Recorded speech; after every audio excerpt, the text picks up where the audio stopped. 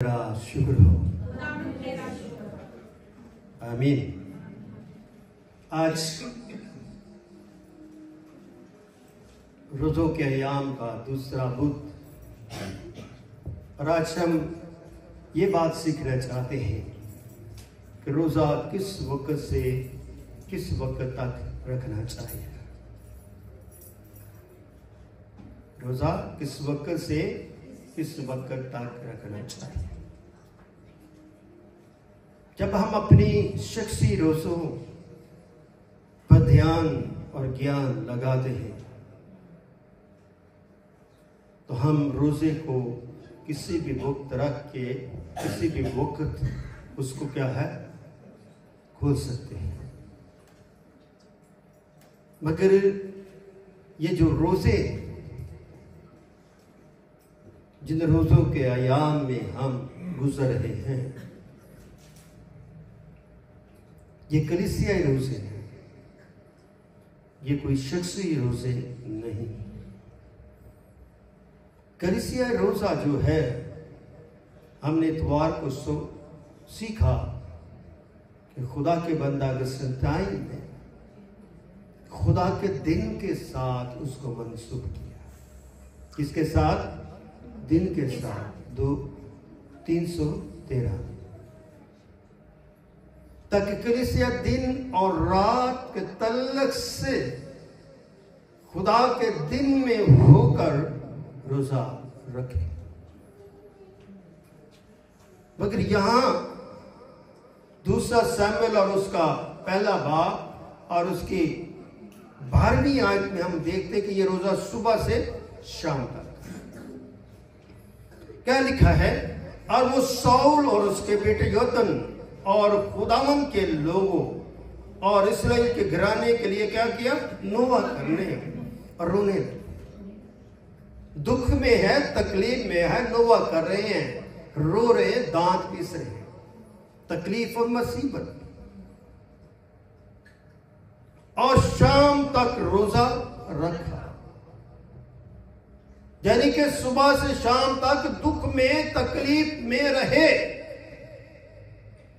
ना कुछ खाया ना पिया और रोजा में रहे।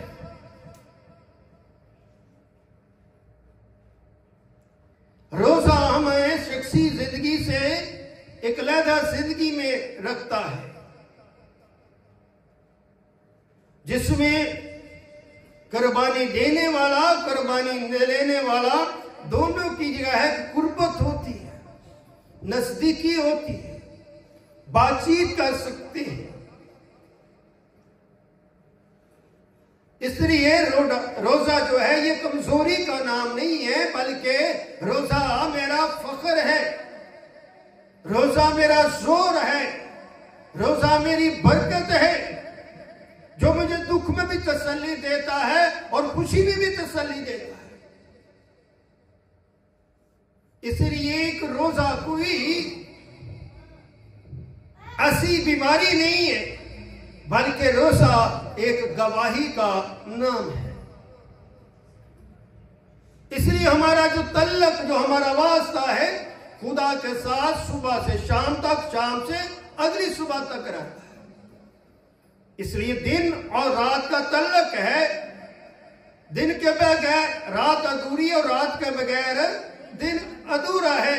इसलिए खुदा के लोगों ने, कलीसिया ने इस बात को जाना कि अपने रोजे को खुदा के दिन और रात के साथ इसको मशाबत दी जाए, और दिन रात की मुनासबत से इन कलीसिया रोजों को क्या है इनका आगाज किया जाए, ताकि हम रोजा रख कर खुदा में सो भी सके, खुदा में उठ भी सके, खुदा में दुआ भी कर सके, खुदा में कलाम भी कर सके, और खुदा में काम भी कर सके, और खुदा की शुक्रगुजारी करके खुदा के रखना में भी ठहर सके। इसलिए दिन और रात के साथ इन रोजों का बड़ा तल्लक और वास्ता है और इसकी बड़ी गहराई है और बड़ा मकाशवा है, क्योंकि ये रोजे हमें एक शख्स की कुर्बत के नजदीक लेकर जाते हैं, यानी कि वो कुर्बत जो इंसानियत के लिए नजात का सबब बने। यानी कि ये रोजे हमें जो है बिल्कुल सलीब के नीचे ले जाते हैं। अगर हम ये भी कह सकते हैं कि ये सलीबी रोजे हैं, मसीह के सलीबी रोजे हैं, क्योंकि मसीह मेरे लिए सलीब पर मरा, मेरे लिए वो दफन हुआ, मेरे लिए वो जिंदा हुआ और मेरे लिए वो आसमान पर उठाया गया और खुदा बाप के दाहिने हाथ जा बैठा। इसलिए रोजों में हम अपने ईमान की कलीर में अजाफा करते हैं, समझते, अक्ल और विजडम हासिल करते हैं। अगर रोजा रखकर हम बदी करें, चोरी करें, फरेब दें, धोखाबाजी करें, तो ये रोजा नहीं है, बल्कि रोजा रखकर हमने अपनी खुदी का इनकार करना है। जब हम खुदा के हुजूर अपनी खुदी का इनकार करते हैं तो खुदा की बख्शिश जो है वो तारी हो जाती है, जारी हो जाती है, क्योंकि खुदा चाहता है कि हम अपने रोजा रख के अपने आप को मारे। जब किसी जानवर को ज़बह किया जाता है तो उसका गला काटा जाता है, इसलिए जरूरी है कि मैं और आप ईमानदार रोजा रखकर हम अपने गुनाह के गले को काटे और राहत पाए, इत्मीनान पाए, ताकि जो फातिह रब्बान यीशुल मसीह का जो जलाल है वो हमारी जिंदगियों में क्या हो, ज़ाहिर हो। जब हम खुदा में अपने आप को पेश करते हैं तो खुदा हमारी जिंदगियों में बेशुमार ऐसे लम्हात लाता है कि हमारी जिंदगी की जो तरतीब है उसमें क्या हो जाता है, सुधार हो जाता है। इसलिए हम कितने खुदा में बाबरकत हैं कि अपने सारे काम काज छोड़कर खुदा के हुजूर आ जाए, खुदा के रखना में आ जाए। मैं ये नहीं कह रहा आपसे क्या में से कितने लोगों ने रोजा रखा है, बरकत इस बात की कि आप खुदा की कुर्बत में आए हैं और यहाँ पर ना मातम है, ना रोना है, ना धोना है, ना तकलीफ है, बल्कि खुदा की हजूरी है, खुदा की मामूरी है, खुदा का दीदार है और खुदा का कलाम है। आमीन। आइए मेरे साथ निकालें इबार की किताब, तीसरी किताब है ये और उसका 23 बाब।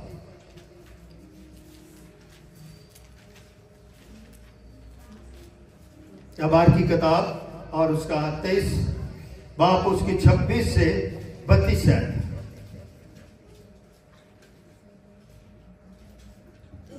किसी ने काला तो पढ़ सकता है। इबार 23 बाब और उसकी 26 से है।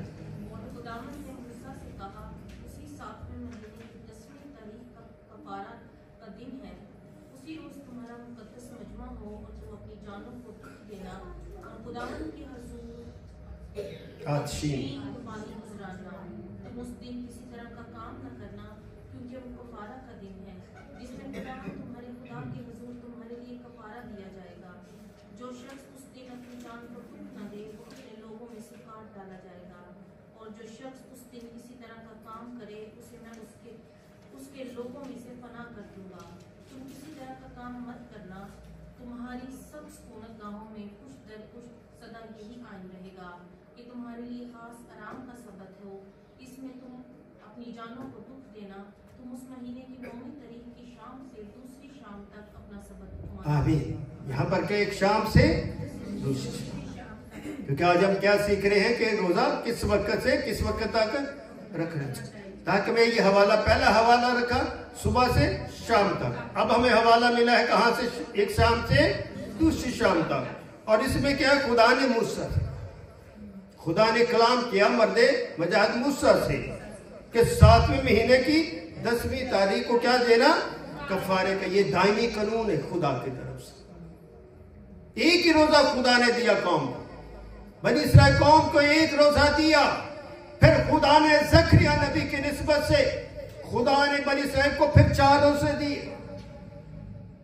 मगर पहला रोजा बनी इस्राएल कौम के लिए दामी कानून है,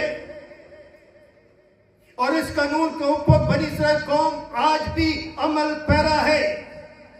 जब कोई कलाम खुदा की तरफ से दिया जाता है तो वो जमीन पर दामी कानून बन जाता है, क्योंकि वो कानून किसी बादशाह का नहीं बल्कि बादशाहों के बादशाह का कानून होता है, और इस कानून से हम मुनहरफ नहीं हो सकते। अगर बनी इस्राएल कौम रोजा रख के अपनी कुर्बानी दे सकती है, दुख उठा सकती है, तकलीफ महसूस कर सकती है, ना को काम करना, तो फिर मुझे इन बातों से नहीं कहा गया कि रोजा रख के तुमने काम नहीं करना, रोजा रख के तुमने दुख करना, रोजा रख के तुमने कुर्बानियां चढ़ाना, बल्कि खुदा ने कहा जब तू रोजा रखे तो अपने सर में तेल डाल और मुंह धो, तेरा बाप जो पसीने में देखता है तुझे रोजादार छाने। जब मेरे खुदा ने ये बात कही तो ये मसीहों के लिए भी दामी कानून होना चाहिए, मगर हम इन बातों से पर जो है अमल पैरा नहीं होते। अगर खुदा मूसा से कलाम कर सकता है तो वो कलाम जो खुदा ने खुद किया, जो कलाम करने वाला मूसा से है, अब वो खुद कलाम करता है कि जब तुम रोजा रखो तब अपने सर में तेल डाल, मुंह दो, तेरा बाप जो पसीने में देखता है तुझे रोजादार।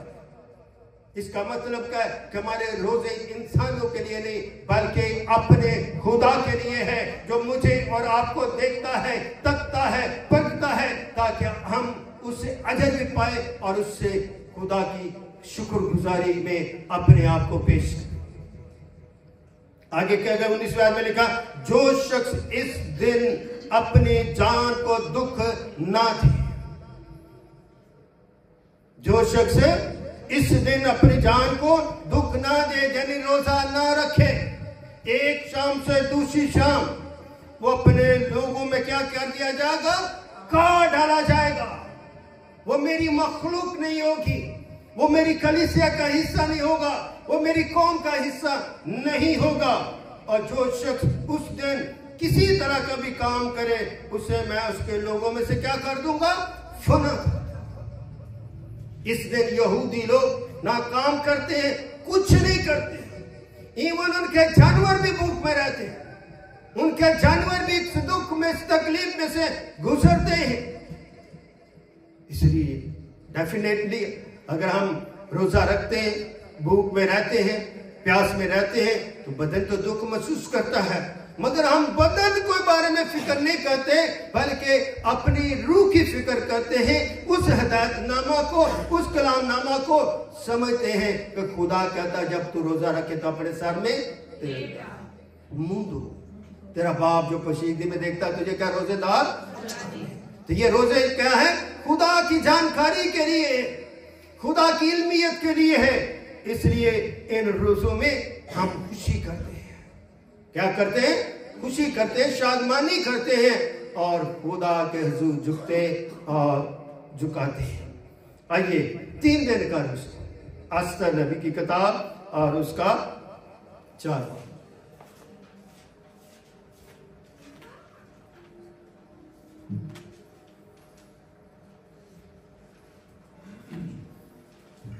अस्तर की किताब, उसका 4 बाब, उसका 15 और 16 है।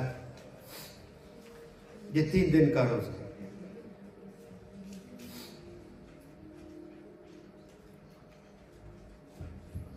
हाँ जी, निकाला किसी ने शिफा? हाँ जी, बड़े बड़े जिसने निकाले हैं, आप कहते बहन जी को पढ़ने दे। और वो तेरे लिए तेरी जान। नहीं, 4 बाब उसकी 15-16। तब अस्तर ने उनको मदकी के पास निकाला शिफा का अपने।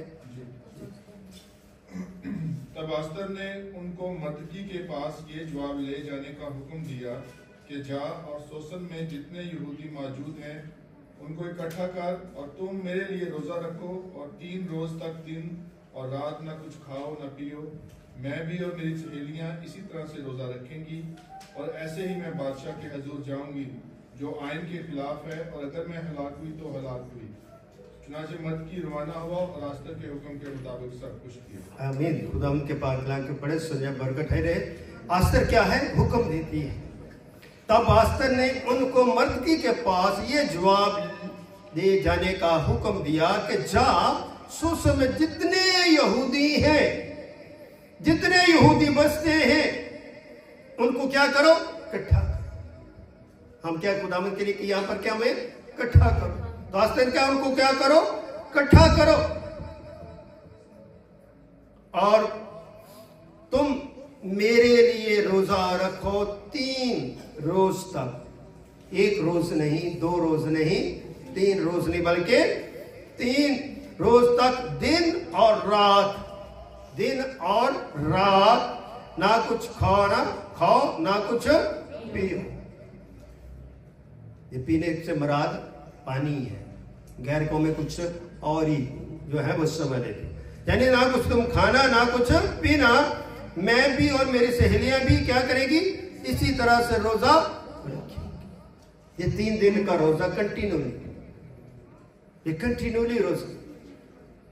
जब मैं कोरिया में था तो लोग वहां पर 3 दिन का, 2 दिन का, 7 दिन का, 15 दिन का रोजा रखते हैं, तजर्बा करते अपनी जिंदगी में कि खुदा में हम इस तरह रोजा रख सकते। वो अपने आप को लैदा कर लेते, एक मकाम पर लैदा कर लेते हैं, अपने पास कलाम, अपने पास नोटबुक, अपने पास प्रस्तुत गीतों की किताब, इस तरह वो अपना वक्त अपनी कुर्बत खुदा में गुजारते हैं।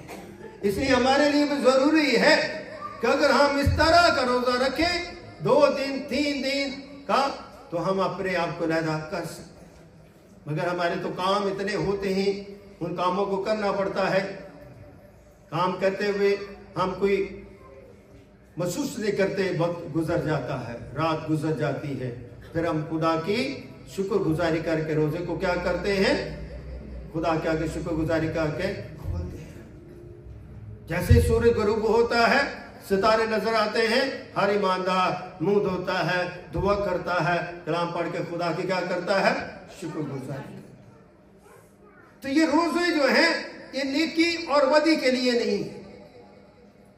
जिस तरह गैर कौम रोजे रखते हैं, ये इस तरह के रोजे नहीं है, बल्कि ये रोजे खुदा के साथ मोहब्बत को ज़ाहिर करते हैं। यूहन्ना 3:16 में क्या लिखा? खुदा ने दुनिया से ऐसी मोहब्बत रखी कि उसने अपना अकलौता बेटा बख्श दिया, ताकि जो कुछ पर ईमान लाए हलाक न बल्कि क्या करे? हमेशा की जिंदगी पाए। तो ये जिंदगी कहां से मिलेगी? कादरे मुतलक से मिलेगी और रूह की फरोतने से मिलेगी, बदन की फरोतने से। रोजा में बदन और रूह में झुकाता है। वो दरख्त झुक जाता है जिस पर फल लगे होते हैं, वो इंसान झुक जाता है जिसके अंदर कलाम होता है। ज़बूर 119 उसकी 11वें अध्याय, खुदावन मैंने तेरे कलाम को अपने दिल में रखा था कि तेरे खिलाफ क्या ना करूं? गुनाह ना करूं। रोजा हमें गुनाह से भी दूर लेकर जाता है, बीमारियों से भी दूर लेकर जाता है, परेशानियों से भी दूर लेकर जाता है। इस रोजे के अंदर खुदा का हम हाथ महसूस करते हैं, हम जानते हैं कि खुदा मेरे साथ है। आगे हम एक और हवाला देखते हैं, 2 शमूएल इसी तरह 12 बाब और उसकी 16 से 22 है।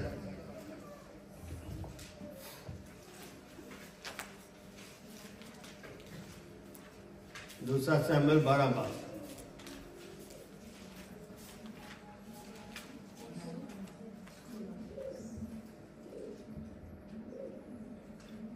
सोलह से 22 है। इसलिए दाऊद ने उस लड़के की खातिर खुदा से मिन्नत की और दाऊद ने रोजा रखा और अंदर जाकर सारी रात जमीन पर पड़ा रहा। और उसके घराने के बुजुर्ग उठकर उसके पास आए, उसे जमीन पर से उठाए, पर वो ना उठा और ना उसने उनके साथ खाना खाया। और 7वें दिन वो लड़का मर गया और दाऊद के मुलाजिम उसे डर के मारे ये न बता सके कि लड़का मर गया, क्योंकि उन्होंने कहा कि जब वो लड़का हनूज जिंदा था और हमने उससे गुफ्तगू की तो उसने हमारी बात ना मानी। बस अगर हम उसे बताएं कि लड़का मर गया तो वो बहुत ही उड़ेगा। पर जब दाऊद ने अपने मुलाजिमों को आपस में फुसफुसाते देखा तो दाऊद समझ गया कि लड़का मर गया। सो दाऊद ने अपने मुलाजमों से पूछा, क्या लड़का मर गया? उन्होंने जवाब दिया, मर गया। तब दाऊद जमीन पर से उठा और गुस्ल करके उसने तेल लगाया और पोशाक बदली और खुदावंद के घर में जाकर सजदा किया। आमीन। कितनी बाबरकत हमारे लिए ये एक नसीहत है। जब बच्चा बीमार है तो दाऊद ने क्या किया? रोजा रखा, आजिज़ी और इंकिसारी इख्तियार की 7 दिन तक। मगर जब वो बच्चा मर गया तो उसने क्या किया? गुस्ल किया, खुदा के हुजूर शुक्रगुजारी की। क्या हमारे घराने में इस तरह सा कोई मसला आ जाता हम इस तरह करते हैं? नहीं, हम करते भी हैं। हम तीसरे दिन की शुक्रगुजारी की क्या करते हैं? इबादत करते हैं। ये कलाम से हमने सारी बातें सीखी हैं। तो दाऊद ने भी ऐसा ही किया। उस लड़की की खातिर खुदा से उसने मिन्नत गुजारी का रोजा रखा। क्या रखा? मिन्नत गुजारी का रोजा रखा। अपने बेटे की जिंदगी के लिए रोजा रखा। मगर जब वो मर गया तो उसने गुस्ल किया और शुक्र करके खुदा के घर गया। आमीन। इसलिए जब तक हम जिंदा हैं तब तक हम अपनी जिंदगियों में इस तरह का भी तजर्बा कर सकते हैं। कोई बीमार हो तो उसके लिए रोजा रख सकते हैं। बड़े लोग हैं, बड़े खदाम हैं, अगर किसी के बीमार के घराने जाते हैं, वो बीमार है तो वो कहता है आप बहन जी रोजा रखें, आपका घराना रोजा रखें, मैं रोजा रख के आऊंगा, कल आके दुआ करूंगा ताकि खुदा हमारी रोजे की दुआ सुन ले और बीमार का पाजे शिफा पाए। मगर अगर शिफा नहीं पाता और मर जाता है तो दाऊद की तरह क्या किया है? तब दाऊद जमीन पर से उठा, गुस्ल करके उसने तेल लगाया, पोशाक बदली और खुदावंद के घर जाकर उसने क्या किया? सजदा किया, खुदा का शुक्र अदा किया। आमीन। आइए मेरे साथ जो है हम निकालते हैं इस्तिश्ना और उसका 9 बाब और उसकी 9वीं आयत।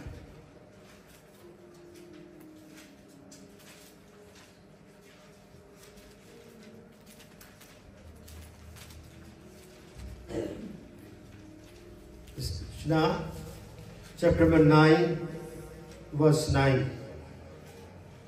जब मैं पत्थर की दोनों लोगों को यानी उस अहद की लोगों को जो खुदावंद ने तुमसे बांधा था लेने को पहाड़ पर चढ़ गया तो मैं 40 दिन और 40 रात वहीं पहाड़ पर रहा और ना रोटी खाई ना पानी पिया।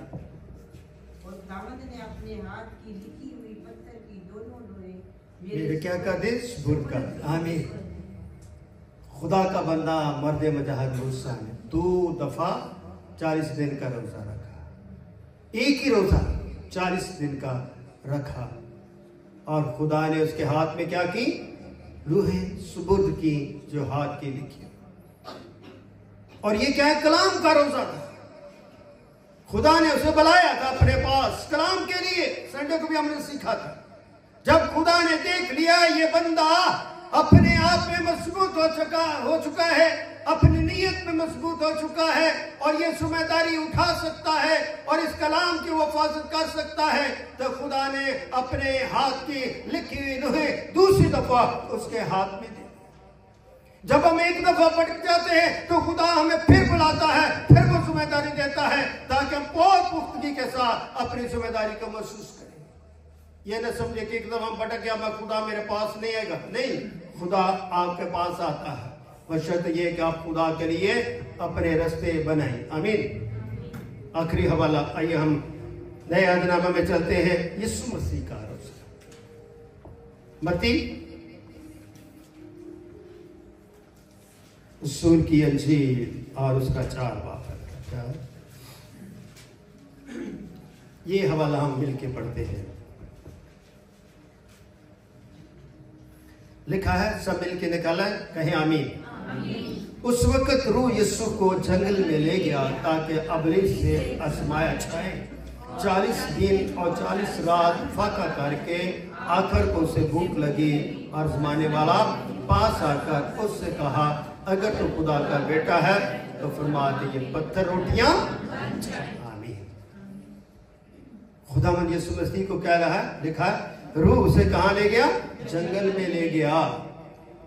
तो ये आजमाइश खुदा बेटे की तरफ से नहीं है, खुदा बाप की तरफ से है।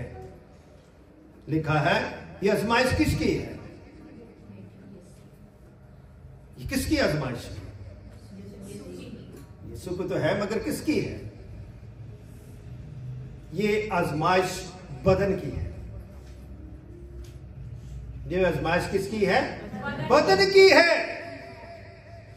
एक बदन पहले भी रूहानी था, आदम का था। वो आदम बदन के तौर पर और रूह के तौर पर आजमाइश में गिरा और गुनाह में मरा।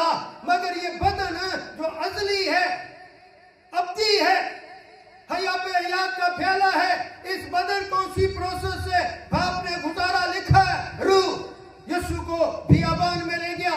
खुदा की जात क्या है? रूह।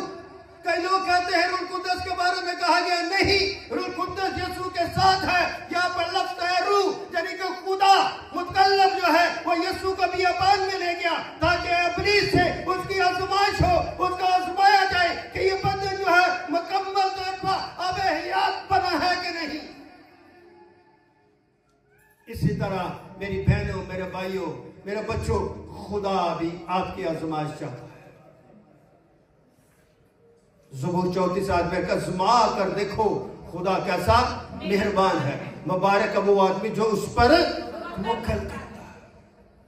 तो ये अल्फाज मेरे लिए और आपके लिए बरकत का हिस्सा होना चाहिए। और लिखा है उस वक्त रूह यीशु को जंगल में ले गया ताकि इब्लीस से आजमाया जाए, और 40 दिन 40 रात फाका करके आखिर में उसे भूख लगी।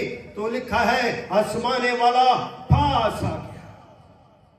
कौन है आजमाना? आजमाता कौन है? इब्लीस। आजमाने वाला कहां आ गया? पास आ गया। आकर क्या कहता है? ये यीशु तो नहीं कहता, क्या कहता है कि अगर तू खुदा का बेटा है ये फरमा के पत्थर, ये नहीं कहा कि यीशु, उसने कहा अगर तू खुदा का बेटा है।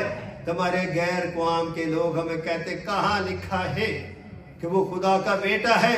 इंसान भूल कर सकता है, इब्लीस भूल नहीं करता। इब्लीस जानता है, मुझे और आपको सबको जानता है। इब्लीस कैसे ये भूल कर सकता है? तो इब्लीस ने क्या कहा? अगर तू खुदा का बेटा है तो क्या लिखा है कि ये फरमा कि ये पत्थर, ये फरमा का मतलब है कि हुक्म का कि पत्थर क्या बन जाए? रोटियां बन जाए। तो कलाम मजद से यीशु अल मसीह ने क्या फरमाया?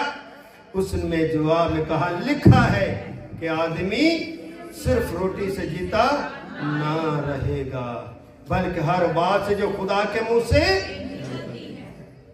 खुदा आप सबको आज के कलाम के वसीले से बड़ी बरकत दे। खुदा के लिए ज़ोरदार तारीफ हो।